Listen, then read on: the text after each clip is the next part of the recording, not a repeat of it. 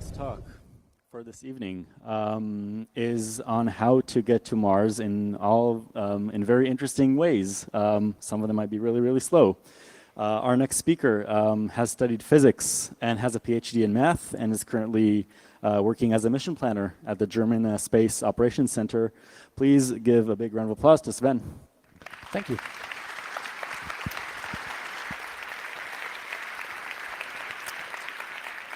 Hello and welcome to Thrust is Not an Option, How to Get to Mars Really Slow. My name is Sven. I'm a mission planner at the German Space Operations Center, which is a part of the DLR, the Deutsches Zentrum für Luft- und Raumfahrt. And first of all, I have to apologize because I kind of cheated a little bit in the title. The accurate title would have been Reducing Thrust, How to Get to Mars, or maybe Mercury Really Slow. The reason for this is that I will actually use Mercury as an example quite a few times. And also, we will not be able to actually get rid of all the maneuvers that we want to do. So the goal of this talk is to give you an introduction to orbital mechanics, to see what we can do, what are the techniques that you can use to actually get to another planet, to bring a spacecraft to another planet, and also go a bit further into some more advanced techniques. So we will start with gravity and the two-body problem. So this is the basics, the underlying physics that we need. Then we will talk about the two main techniques maybe to get to Mars, for example, the HOHMANN transfer as well as gravity assists. The third point will be an extension of that that's called the planar circular restricted three-body problem. Sounds pretty complicated, but we will see in pictures what it is about. And then we will finally get a taste of certain ways to actually be even better, be even more efficient by looking at what's called ballistic capture and the weak stability boundary. All right, so let's start. First off, we have gravity, and we need to talk about the two-body problem. So I'm standing here on the stage, and I'm actually being, accelerated downwards, right? The Earth actually attracts me, and this is the same thing that happens for any two bodies that have mass. Okay, so they attract each other by gravitational force, and this force will actually accelerate the objects towards each other.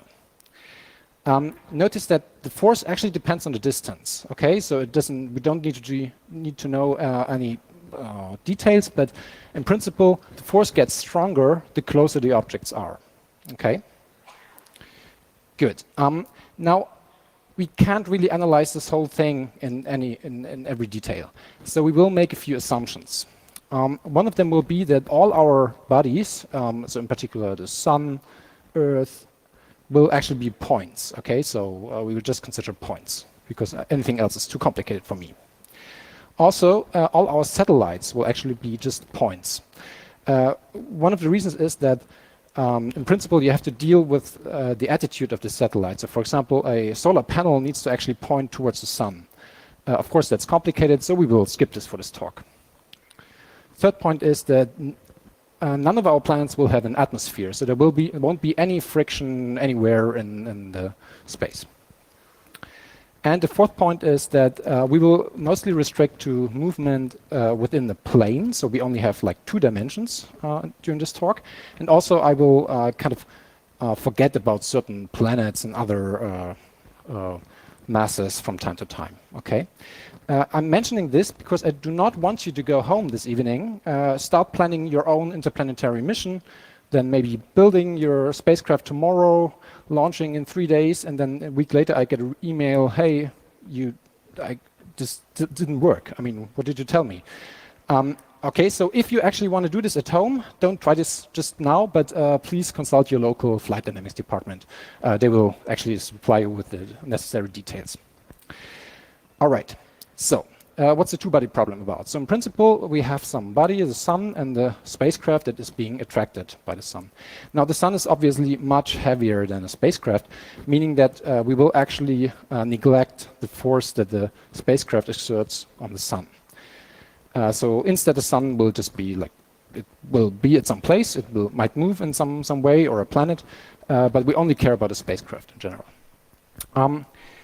Furthermore, notice that if you specify the position and the velocity of a spacecraft at some point, then the gravitational force will actually determine the whole path of the spacecraft for all time. Okay, so this path is called the orbit, and this is what we are talking about. Yeah, so we want to determine orbits. We want to actually find ways how to efficiently change orbits in order to actually reach Mars, for example. There's one other thing that you may know from your day-to-day life. If you actually take an object and you put it high up and you let it fall down, then it will accelerate. Okay, so one way to actually describe this is by looking at the energy. Yeah? There is a kinetic energy that's related to movement, to velocity, and there is a potential energy which is related to this gravitational field.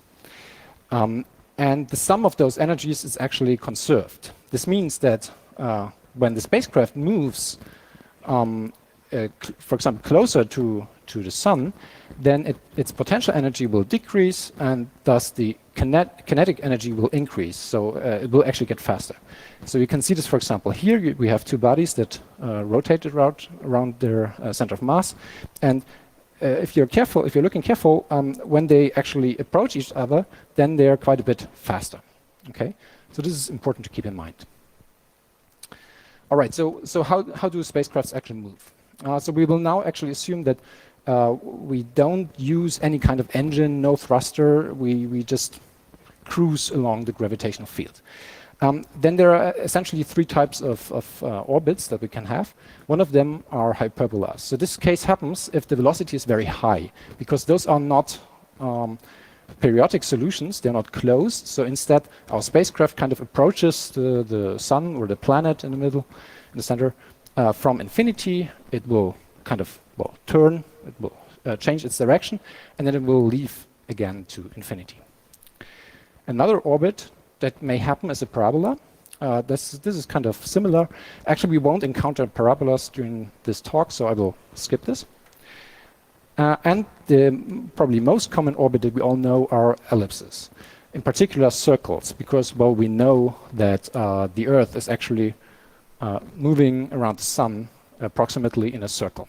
Okay, so those are periodic solutions.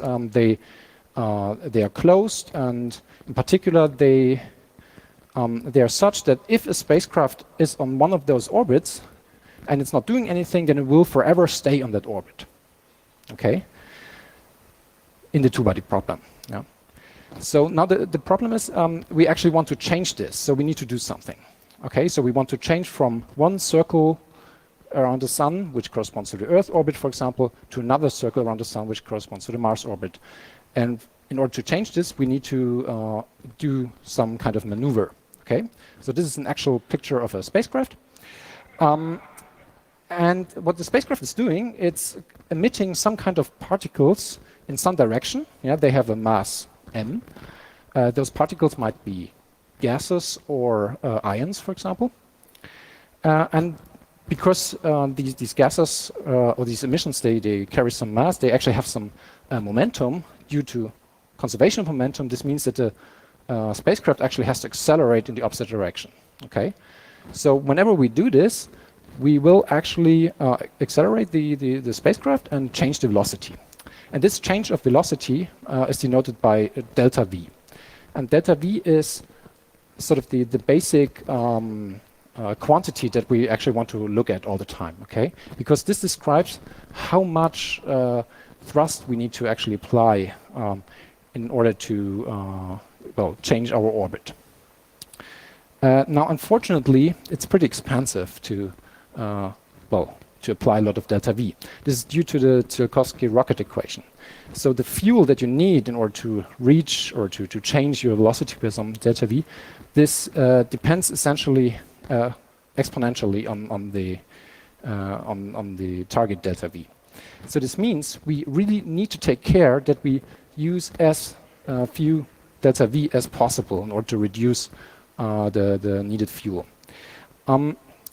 There's one reason for that is, we want to maybe reduce costs, because then we need to carry less fuel. However, we can also actually think the other way around. If we actually use less less fuel, then we can bring more stuff for payloads, for missions, for science experiments. Okay, so that's why in spacecraft mission design we actually have to take care of reducing the amount of delta V that is spent during maneuvers. So let's see, what can we actually do? So one example of a very basic maneuver is actually to, well, sort of raise the orbit. So imagine you have a spacecraft on a circular orbit around, for example, Sun here. Then you might want to, well, raise the orbit in the sense that you make it more elliptic and reach higher altitudes. Okay, and for this, you just accelerate in the direction that you're flying. So you apply some delta V, and this will actually change the form of the ellipse. Okay, so that's a very common scenario. Another one is if you approach a planet from very far away, then you might have a very high relative velocity, such that with respect to the planet, you're on a hyperbolic orbit. Okay, so you would actually leave the planet. However, if this is actually your target planet that you want to reach, then of course you have to enter orbit, you have to somehow slow down. So the idea here is that you, when you approach the closest point to the planet, for example, then you actually slow down. So you apply delta V sort of in the opposite direction and change the orbit to something that you prefer, for example, an ellipse, because now you will actually stay close to the planet forever. Okay? Well, if reality would be a two-body problem. Okay, so let's continue. Now we actually want to apply this knowledge to well, getting, for example, to Mars. Let's start with HOHMANN transfers. Mars and Earth both, well, evolve around the Sun in pretty much circular orbits. And our spacecraft starts at the Earth. So now we want to reach Mars. How do we do this? Well, we can apply what we just said. So we accelerate when we are at the Earth orbit, such that our orbit touches the Mars orbit on the other side. Okay, so this gives us some amount of delta V that we have to apply. Yeah, we need to calculate this. I'm not going to do this. Then we actually fly around this orbit for half an ellipse. And once we have reached the Mars orbit, then we can actually accelerate again in order to raise the other side of the ellipse until that one reaches the Mars orbit. Yeah, so with two maneuvers, two accelerations, we can actually change from one circular orbit to another one.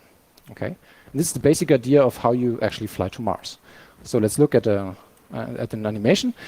So this is the orbit of the InSight mission. That's a NASA Mars mission, which launched and landed last year. The blue circle is the Earth, and the green one is Mars. And the pink is actually the satellite or the probe. You can see that, well, it's flying in this sort of half ellipse. However, there are there's one problem. Namely, when it actually reaches Mars, Mars needs to be there. I mean, that sounds trivial, yeah, but I mean, imagine you fly there and then, well, Mars is somewhere else. That's not good. I mean, this happens pretty regularly when you begin playing Kerbal Space Program, for example. But yeah, so we don't want to play around with this the whole time. We actually want to hit Mars. We need to take care that Mars is at the right position when we actually launch, yeah, because it will traverse the whole green line during our transfer.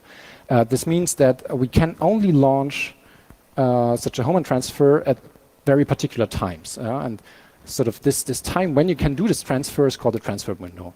And for Earth Mars, for example, this is possible every 26 months. So if you miss something, yeah, software is not ready, whatever, then you have to wait for another 26 months. So yeah, and the flight itself takes about 6 months here. All right. There's another thing that we kind of neglected so far, namely when we when we depart from Earth, then, well, there's Earth mainly. Yeah, so that's the main source of gravitation force. For example, right now I'm standing here on the stage, and I experience the Earth. I also experience Sun and Mars, but I mean, that's very weak. Yeah? I can ignore this. So at the beginning of our mission to Mars, we actually have to take care that we are close to Earth. Then during the flight, the Sun actually dominates the gravitational force, so we will only consider this. But then when we approach Mars, we actually have to take care about Mars. Okay, so we kind of forgot this during the HOHMANN transfer. So what you actually do is you patch together solutions of these transfers. Yeah, so in this case, there are essentially three sources of gravitational force, so Earth, Sun, and Mars. So we will have three two-body problems that we need to consider. Yeah, one for departing, one for the actual HOHMANN transfer, and then the third one when we actually approach Mars. So this makes this whole thing a bit more complicated, but it's also nice because actually we need less delta V than we would for the basic HOHMANN transfer. One reason for this is that when we look at Mars, so the green line is now the Mars orbit, and the red one is again the spacecraft. It approaches Mars. Then we can actually look at what happens at Mars by kind of zooming into the system of Mars. Okay, so Mars is now standing still, and then we see that the velocity of the spacecraft is actually very high relative to Mars, so it will be on a hyperbolic orbit. Yeah? It will actually leave Mars again. You can see this on the left side, right? Because it's leaving Mars again. So what you need to do is, in fact, you need to slow down and change your orbit into an ellipse. Okay, and this delta V is actually that you need here for this maneuver is actually less than the delta V you would need to circularize the orbit to just fly on the same orbit as Mars. So we need to slow down. A similar argument actually at Earth shows that, well, if you actually launch into space, then you need quite some speed already to not fall down back onto Earth. Yeah, so that's something like 7 kilometers per second or so. This means that you already have some speed, okay? And if you align your orbit or your launch correctly, then you already have some of the delta V that you need for the HOHMANN transfer. So in principle, you need quite a bit less delta V than you might naively think.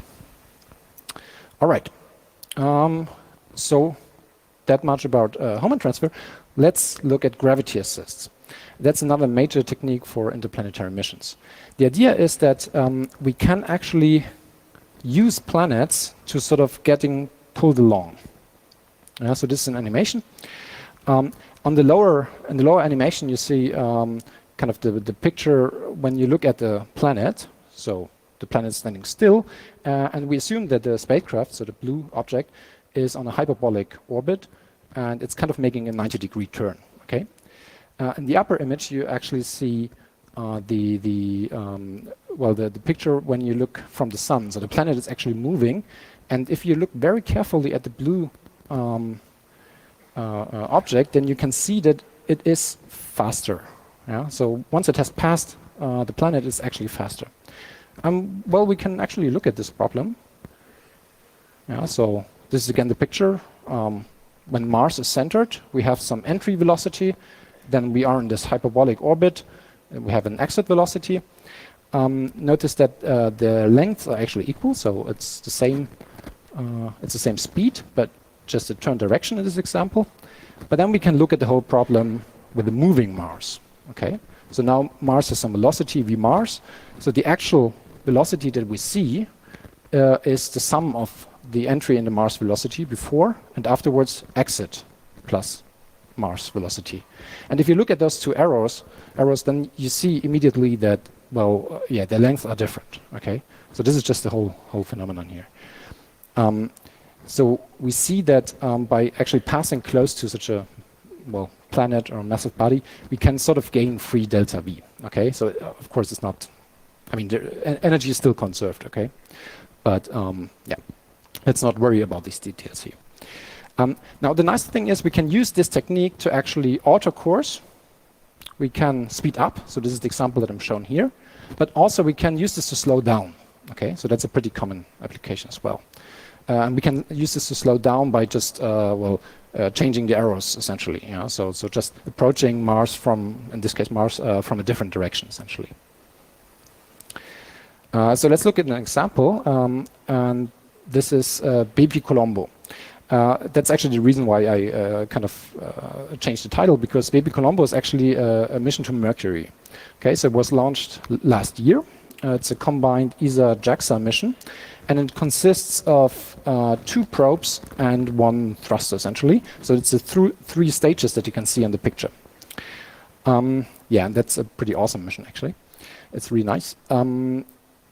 But it has, in particular, a very cool orbit. So that's it.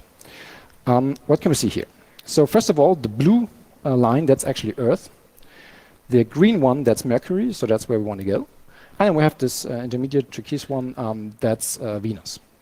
And, well, the pink curve is BEPICOLOMBO's orbit. So it looks pretty complicated. Yeah, it's definitely not a HOHMANN transfer. And in fact, this mission uses 9 gravity assists to reach Mercury. And if you look at the path, so for example, right now, yeah, it actually is very close to Mercury, because the last 5 or 6 gravity assists are just around Mercury in order to slow down. Okay, and this saves a lot of delta V compared to the standard HOHMANN transfer. All right, but we want to do even better. Okay, so let's now actually make the whole problem more complicated in order to hope for some kind of nice tricks that we can do. Okay. So now we will talk about the planar circular restricted 3-body problem. All right, so in general, the 3-body problem just means, hey, well, instead of 2 bodies, we have 3. Okay, and they pairwise attract each other, and then we can solve this well, equation of motion. We can ask a computer, and this is one animation of what this could look like. So there are 3 masses, and their orbits are traced. And we see immediately that we don't see anything. That's super complicated. Yeah. There is no way we can really, well, I don't know, formulate a whole solution theory for a general 3-body problem. That's complicated. Those are definitely not ellipses. So let's maybe go a step back and make the problem a bit easier. Okay, so we will now talk about the planar circular restricted 3-body problem. There are 3 words. So the first one is restricted. Restricted means that in our application case, one of the bodies is actually a spacecraft. Spacecrafts are much lighter than, for example, Sun and Mars, meaning that we can actually ignore the force that the spacecraft exerts on Sun and Mars. Okay, so we will actually consider Sun and Mars to be independent of the spacecraft. Okay, so in total, we only have like 2 gravitational forces now acting on the spacecraft. Yeah, so we neglect sort of this other force. Also, we will assume that the whole problem is what's called circular. So we assume that Sun and Mars actually rotate in circles around their center of mass. This assumption is actually pretty okay. We will see a picture right now. So in this graph, for example, or in this image, you can see the black situation. Yeah, so this might be at some point in time, and then later on, the Sun and Mars actually have moved to the red positions, and the spacecraft is at some other place, and now, of course, feels some other forces. Okay, and also we will assume that the problem is planar, meaning again that everything takes place in the plane. Okay, so let's look at the video. That's a video with a very low frame rate, something like 2 images per day, maybe.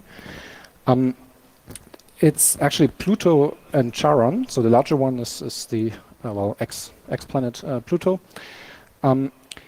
It was taken by New Horizons in 2015, and it shows that they actually rotate around their, well, center of mass. Yeah, so both actually rotate. This also happens, for example, for Sun and Earth, or Sun and Mars, or Sun and Jupiter, or also Earth and Moon. However, in those other cases, the center of mass is usually contained in a larger body. Yeah, so this means that in the case of Sun, Earth, for example, the Sun will just wiggle a little bit. Okay, so you don't really see this extensive rotation. Okay, now this problem is still difficult. Okay, so if I put now a mass in there, then, well, yeah, you don't really know what happens. However, there's a nice trick to simplify this problem. And unfortunately, I can't do this here, but maybe all the viewers at home, they can try to do this. You can take your laptop. Please don't do this. And you can rotate your laptop at the same speed as this image actually rotates. Okay. Well, then what happens? The two masses will actually stand still from your point of view. Okay, if you do it carefully and don't break anything. So we switch to this sort of rotating point of view. Okay, then the two masses stand still. We still have the two gravitational forces towards Sun and Mars, but because we kind of look at it from a rotated or from a moving point of view, we get two new forces. Those forces you know, yeah. So the centrifugal force is of course the one that, for example, you have when you play with I know with some children or so, yeah, and they want to be pulled in a circle very quickly, and then they start flying, yeah, and that's pretty cool. But here we actually have this force acting on the spacecraft, okay? And also there is the Coriolis force, which is a bit less known. This depends on the velocity of the spacecraft, okay? So if there's no velocity in particular, then there will not be any Coriolis force. So our new problem actually has 4 forces, okay? But the advantage is the Sun and Mars actually are standing still, so we don't need to worry about their movement. Okay, so now how does this look like? Well, this might be an example for an orbit. Well, that looks still pretty complicated. I mean, this is something that you can't have in a two-body problem. It has these weird wiggles. I mean, they're not really corners. It actually kind of switches from Sun to Mars, yeah, so it stays close to Sun for some time and then it moves somewhere else. So that's still pretty complicated. I don't know, maybe some of you have read the book, The Three-Body Problem, yeah. So there, for example, the two masses might be a binary star system, okay, and then you have a planet that's actually moving along such an orbit.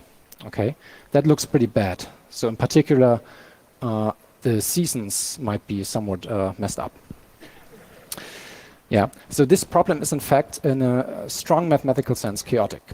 Okay, so chaotic means something like if you start with very close initial conditions and you just let the system evolve, then the solutions will look very, very different. Okay, and this really happens here, which is good. All right, so one thing we can ask is, well, is it possible that if we put a spacecraft into the system without any velocity, is it possible that all the forces actually cancel out? And it turns out, yes, this is possible, and those points are called Lagrangian points. So if we have zero velocity, there's no Coriolis force, so we have only these 3 forces. And as you can see in this little schematics here, it's possible that all these forces actually cancel out. Now, imagine, yeah, I gave you homework. Please calculate all these possible points. Then you can do this, but we won't do this right here. Instead, we just look at the result. So those are the 5 Lagrangian points in this problem. Okay, so we have L4 and L5, which are at equilateral triangles with Sun and Mars. Well, Sun and Mars in this case. And we have L1, L2, and L3 on the line through Sun and Mars. So if I put the spacecraft precisely at L1 without any velocity, then in relation to Sun and Mars, it will actually stay at the same position. Okay, that's pretty cool. However, mathematicians and physicists will immediately ask, well, okay, but what happens if I actually put a spacecraft close to a Lagrangian point? Okay, so this is related to what's called stability, and you can calculate that around L4 and L5, the spacecraft will actually stay in the vicinity. So it will essentially rotate around the Lagrangian points. So those are called stable. Whereas L1, L2, and L3 are actually unstable. This means that if you put a spacecraft there, then it will eventually escape. However, this takes a different amount of time depending on the Lagrangian point. So for example, if you're close to L2, this might take a few months, but if you're close to L3, this will actually take something like 100 years or so. Okay, so those points are still different. All right, okay. So is there actually any evidence that they exist? I mean, maybe I'm just making this up and Yeah, I mean, I haven't shown you any equations. I could just show anything. However, we can actually look at the solar system. So this is the inner solar system here. In the middle, you see, well, in the center, you see the sun, of course. And to the lower left, there's Jupiter.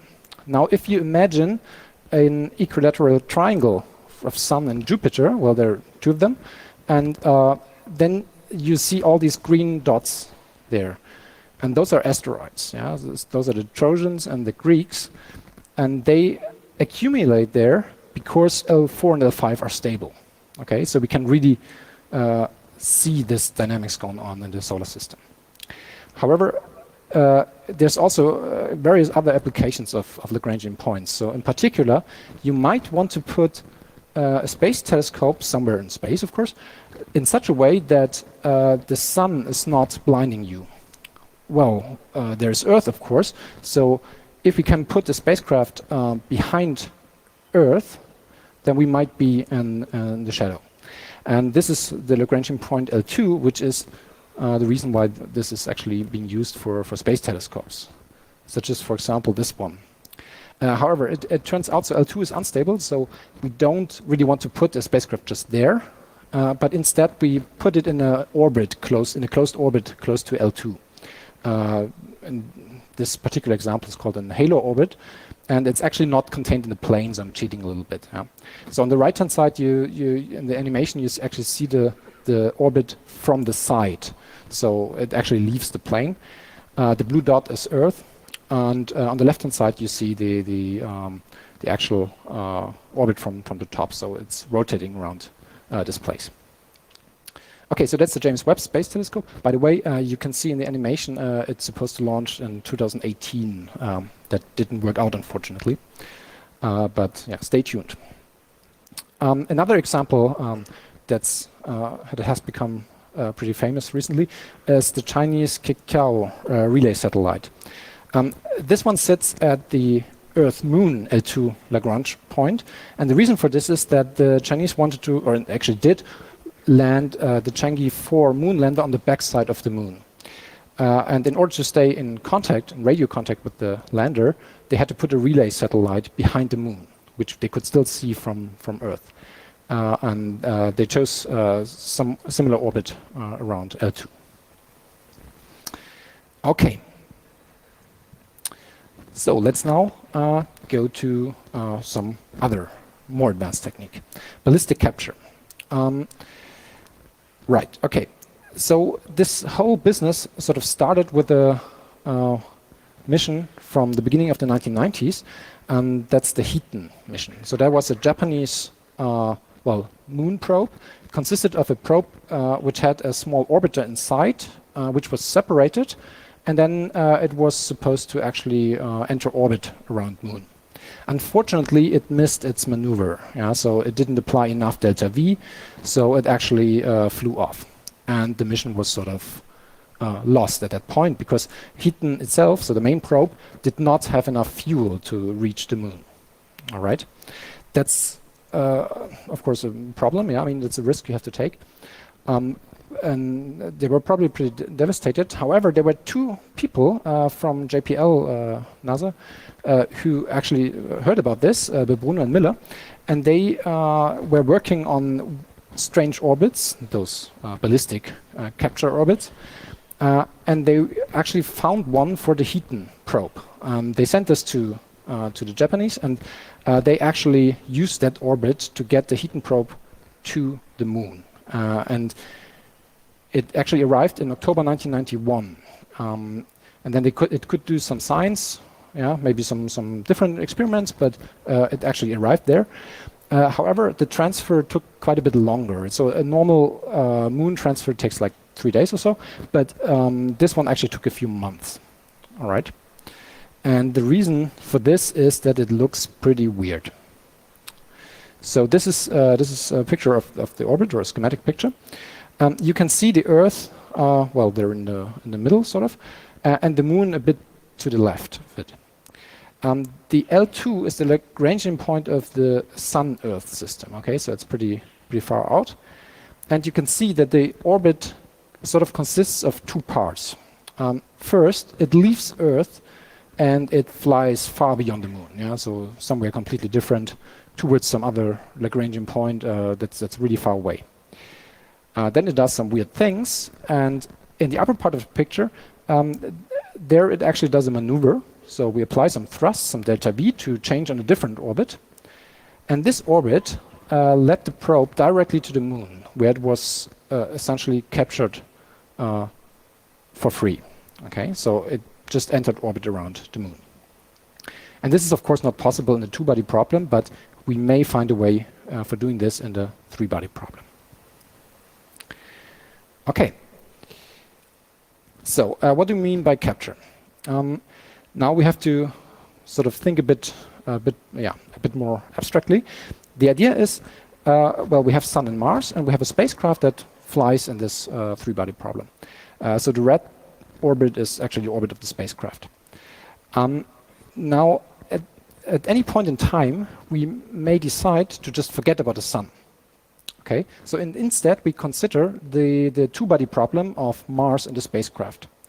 Okay, because at this point in time, the spacecraft has a certain position relative to Mars and a certain velocity. So this determines its orbit in the two-body problem.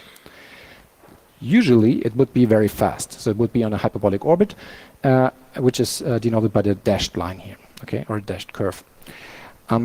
So usually you happen to be on a hyperbolic orbit, but of course the orbit is only an approximation, because in the three-body problem the movement is actually different.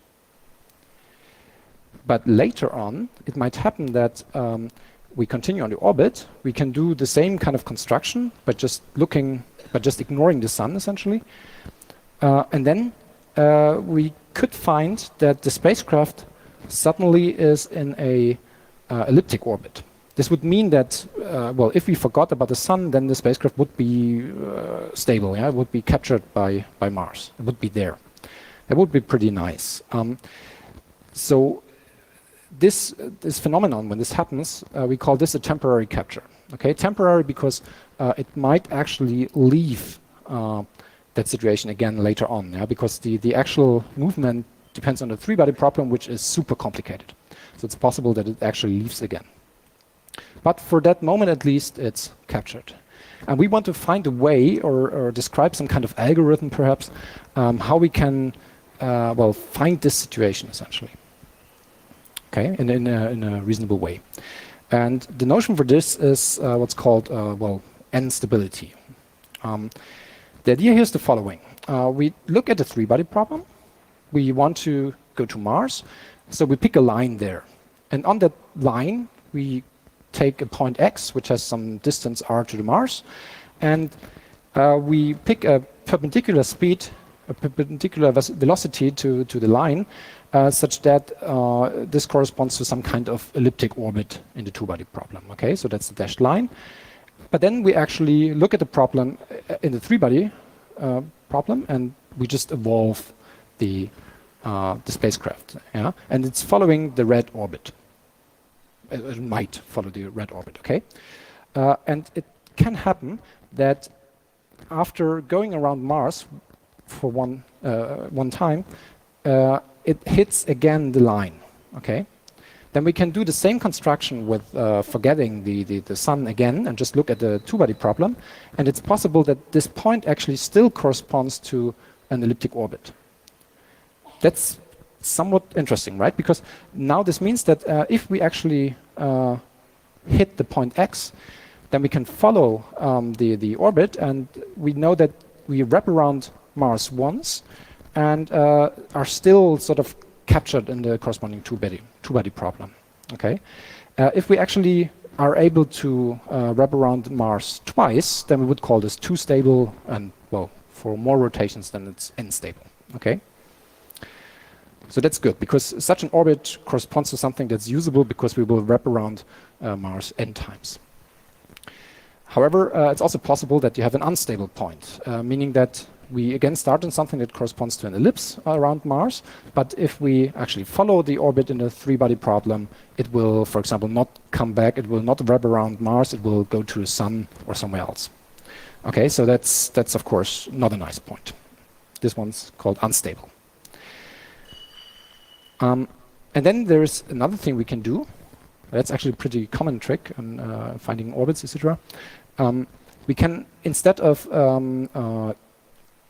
solving the problem in forward time, we actually go back. Okay, so essentially in your program, yeah, you just replace time by minus time, for example, and then you just solve the thing and you go back in the past.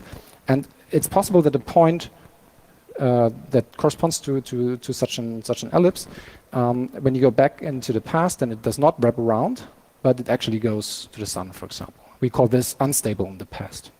Okay, so that's just some random definition. And we can use this. The reason for this is we can actually kind of take these concepts together and build an orbit from that. The idea being, we pick a point x that is unstable. So, for example, it might wrap around Mars 6 times, well, some number that we like. This is the blue part here in the picture. So it wraps around Mars 6 times. But when we go back in time, it actually leaves Mars, or at least it doesn't come back in such a way that it's, again, on an elliptic curve. So this is the red part, okay? Well, so we can just follow this, and then we pick a point y on that curve, okay? So this one will be pretty far away from Mars, or we can choose it, yeah? And then we sort of use a HOHMANN transfer to get from Earth to that point y, okay? So our orbit actually consists of 3 parts now, okay? So we have the HOHMANN transfer, but it's not actually aiming for Mars, it's actually aiming for the point y. Then there we do a maneuver because we want to switch onto this red orbit, okay? And then this one will bring us to the point x, where we know, because it was constructed in this way, that the spacecraft will continue to rotate around Mars, for example, 6 times, okay? So in particular at x, there's no maneuver taking place, okay? So that's a possible mission scenario. The way this is done then usually is you kind of you calculate these points x that are suitable for doing this. Okay, so they have to be stable and unstable in the past at the same time. So you have to find them, and there's a lot of numerical computations involved in that. But once we have this, you can actually build these orbits. Okay, so let's look at an actual example. So this is for Earth, Mars. On the left, you see well the 2 circular orbits of Earth and Mars, and on the right you see the same orbit, but from a point of view centered around Mars. Okay, and the colors correspond to each other. So the mission starts on the left side by doing a HOHMANN transfer. So that's the black line starting at Earth and then hitting the point which is called XC here. So that's the Y that I had on the other slide. So this is this point y or xc here is pretty far away still from Mars. There we do a maneuver and we switch onto the red orbit, which brings us to the point x, closer to Mars. After which we will actually start rotating around Mars. The point x is actually at the top of this picture. Okay. And then on the right, you can see, you can see the orbit, and it's looking pretty strangely. Yeah. So the red orbit is when we kind of the capture orbit, our way to actually get to Mars. And then, if you look very carefully, you can count. We actually rotate around Mars 6 times. Okay. Now during those 6 rotations around Mars, we could do experiments. Yeah. So maybe that is enough for whatever we are trying to do. Okay. However, if we want to stay there, we need to actually execute another maneuver. Okay, so to actually stay around Mars. And I mean, the principle looks nice, but of course we have to do some calculations. We have to find some ways to actually quantify how good this is. And it turns out that there are a few parameters that you can choose. So in particular, the target point x this has a certain distance that you're aiming for at around Mars. And it turns out that this procedure here, for example, is only very good if this altitude, this distance r, is actually high enough. If it's high enough, then you can save, in principle, up to 23% of the delta V, which is enormous. Okay, so that would be really good. However, in reality, it's not as good usually. Yeah, and for certain lower distances, for example, you cannot save anything. So there are certain trade-offs to make. However, there's another advantage. Remember this point Y. We chose this along this capture orbit, along the red orbit. And the thing is, we can actually choose this freely. This means that our HOHMANN transfer doesn't need to hit Mars directly when it's there, so it doesn't need to aim for that particular point. It can actually aim for any point on that capture orbit. This means that we have many more HOHMANN transfers available that we can actually use to get there. This means that we have a far larger transfer window. Okay, so we cannot just start every 26 months, but now with this technique, we could actually launch, well, quite often. However, there's a little problem. If you looked at the graph carefully, then you may have seen that the red orbit actually took like 3/4 of the rotation of Mars. This corresponds to roughly something like 400 days. Okay, so this takes a long time. So you probably don't want to use this with humans on board because they have to actually wait for a long time. But in principle, there are ways to make this shorter. So you can try to actually improve on this. But in general, it takes a long time. So let's look at a real example for this. Again, that's BEPICOLOMBO. The green dot is now Mercury, so this is kind of a zoom of the other animation. And the purple line is the orbit. And yeah, it looks strange. So the first few well, movements around Mercury, they are actually the last gravity assists for slowing down. Okay, and then it actually starts on the capture orbit.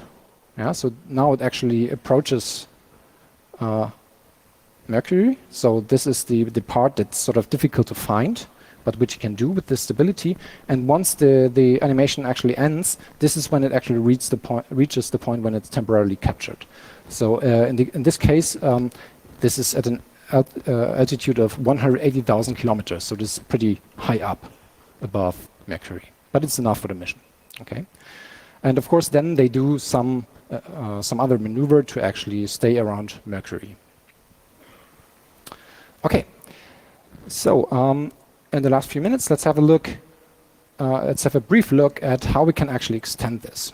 So I will be very brief here because, well, we can try to actually make this more general to improve on this. This concept is then called the interplanetary transport network, and it looks a bit similar to what we just saw. The idea is that, in fact, this capture orbit is part of a larger, well, a set of orbits that have these kinds of properties that they wrap around Mars and then kind of leave Mars. And they are very closely related to the dynamics of a particular Lagrangian point, in this case L1. So that was the one between the two masses. And if you investigate this Lagrangian point a bit closer, you can see well, you can see different orbits of all kinds of behaviors. And if you understand this, then you can actually try to do the same thing on the other side of the Lagrangian point.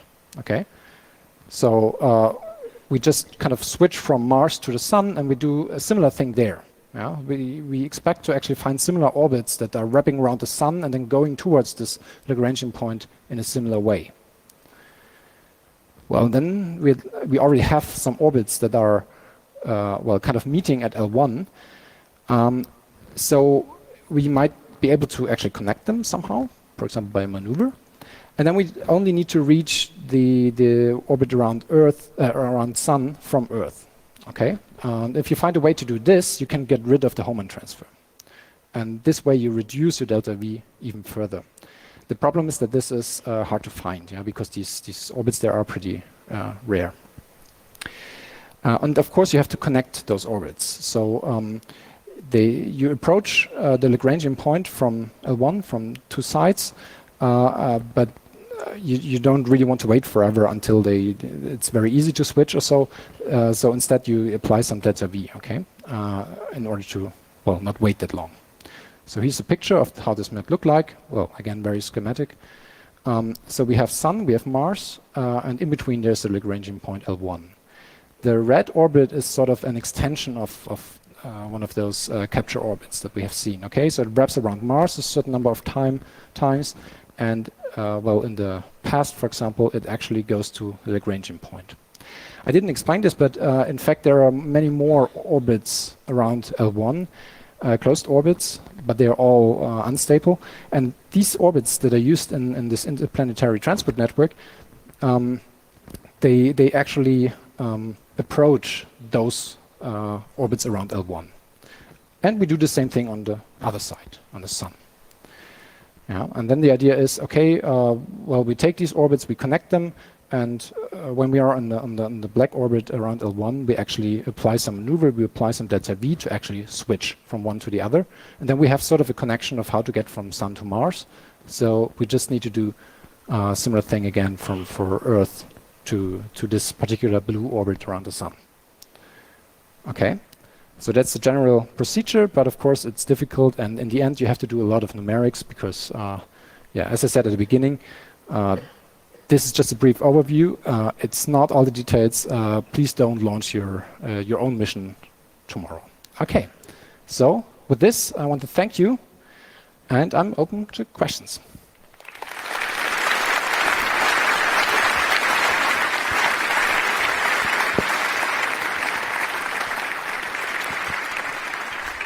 So thank you, Sven, for an interesting talk. We have a few minutes for questions. If you have any questions, line up next to the microphones. We'll start with microphone number 1. Hello. So what are the problems associated? So you showed in the end this going around the Lagrange point L1. Mm-hmm. Is this also possible for other Lagrange points? So could you do this with L2? Yes, you can. Yeah. Okay. So in principle, I didn't show the whole picture, but these kind of orbits, they exist at L1, but they also exist at L2. And in principle, you can this way sort of leave this two-body problem by finding similar orbits. But of course, the details are different, so you cannot really take your knowledge or your calculations from L1 and just take them over to L2. You actually have to do the same thing again. You have to calculate everything in detail. We'll take a question from the internet. Is it possible to use these kinds of transfers in Kerbal Space Program? Okay. So HOHMANN transfers, of course. The gravity assist as well, but not the restricted three-body problem, because the way Kerbal Space Program, at least the default installation, so without any mods, works is that it actually switches the gravitational force. So the thing that I described as a patch solution, where we kind of switch our picture, which gravitational force we consider for our two-body problem, this is actually the way the physics is implemented in Kerbal Space Program. So we can't really do the interplanetary transport network there. However, I think there's a mod that allows this, but your computer might be too slow for this. I don't know. If you're leaving, please do so quietly. Small question. And a question from microphone number 4. Hello, I have actually 2 questions. I hope that's okay. First question is, I wonder how you do that in like your practical calculations. Like you said, there's a two-body problem, and there's solutions that you can calculate with a two-body problem, and then there's a three-body problem. And I imagine there's an n-body problem all the time you do things. So how does it look when you do that? And the second question is, you said that reducing delta V about 15% is enormous. And I wonder what effect does this have on the payload? Mm-hmm. Okay, so regarding the first question, so in principle, I mean, you make a plan for a mission. So you have to, well, you calculate those things in these simplified models. Okay, you patch together an idea of what you want to do. But of course, in the end, you're right. There are actually many massive bodies in the solar system, and because we want to be precise, we actually have to incorporate all of them. So in the end, you have to do an actual numerical search in a much more complicated n-body problem. Yeah, so with, I don't know, 100 bodies or so. And you have to incorporate other effects. Yeah, for example, the solar radiation might actually have a little influence on your orbit. Okay, and there are many effects of this kind. So once you have a rough idea of what you want to do, you need to take your very good physics simulator for the n-body problem, which actually has all these other effects as well, and then you need to do a numerical search over this. Yeah, you know where to start with these ideas, where to look for solutions, but then you actually have to just try it and figure out some algorithm to actually, well, approach a solution that has the behavior that you want. Yeah, but it's a lot of numerics. Right, and the second question, can you write me again? Sorry. What was the second question? Second question was reducing delta V about 15%. What is the effect on the payload in the end? Right, so, I mean, well, if you need 15% less fuel, then of course you can use 15% more weight for more mass for the payload, right? So you could put maybe another instrument on there. Another thing you could do is actually keep the fuel, but actually use it for station keeping. So, for example, in the James Webb telescope example, the James Webb telescope flies around this halo orbit around L2, but that orbit itself is unstable. So the James Webb telescope will actually escape from that orbit. So they have to do a few maneuvers every year to actually stay there. And they have only a finite amount of fuel, so at some point this won't be possible anymore. So reducing delta V requirements might actually have increased the mission lifetime by quite a bit. Number 3. Hey. Hi. When you do such a mission, I guess you have to adjust the trajectory of your satellite quite often because nothing goes exactly as you calculated it, right? And my question is, how precise can you measure the orbit, the position and the speed of a spacecraft at, let's say, Mars? Mm-hmm. What's the resolution? Right, so for Mars, I'm not completely sure how precise it is, but for example, if you have an Earth observation mission, so something that's flying around Earth, then you can have an orbit, a rather precise orbit that's good enough for taking pictures on Earth, for example, for something like 2 weeks or so. Yeah, so you can measure the orbit well enough and calculate the future, something like 2 weeks in the future. Okay, so that's good enough. However, yeah, I can't really give you good numbers on what the accuracy is, but depending on the situation, yeah, it can get pretty well. For Mars, I guess, well, that's pretty far. I guess that will be a bit less. A very short question for microphone number 1, please. Thank you. Thank you for the talk.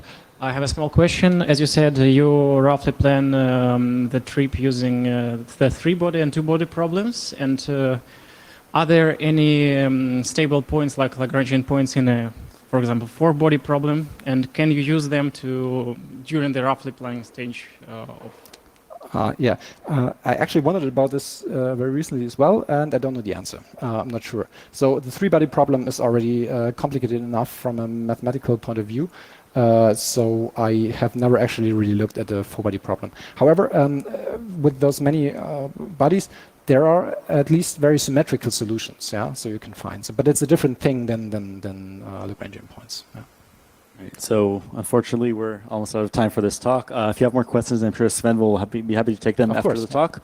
So please approach him after. And again, a big round of applause for an interesting talk. Thank you.